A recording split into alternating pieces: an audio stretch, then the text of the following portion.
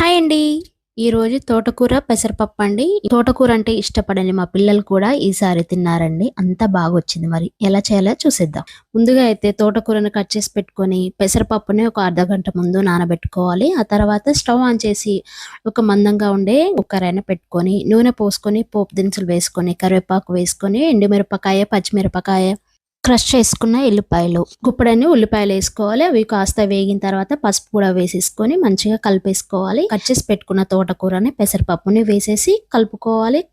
ఒక స్పూన్ అంత సాల్ట్ వేసేసుకొని ఇది కూడా కలుపుకొని మూత పెట్టేసి మగ్గనివ్వాలి. తోటకూర వేగడానికి టైం పడుతుంది. అందుకనేసి మధ్య మధ్యలో మూత తీస్తూ ఒక 2-3 సార్లు కలుపుతూ వేగనివ్వాలి. ఆ తర్వాత స్పూన్నర కారము, రుచికి సరిపడా ఉప్పు, కొద్దిగా జీలకర్ర మెంతుల పొడి వేసాను. ఇది బాగా కలుపుకోవాలి. కలుపుకున్న తర్వాత పల్చగా ఉన్న గిన్నెని పైన పెట్టేసుకొని నీళ్లు పోసుకొని ఇలా మధ్య మధ్యలో కలుపుతూ ఫ్రై చేసుకోవాలి. అంతేనండి.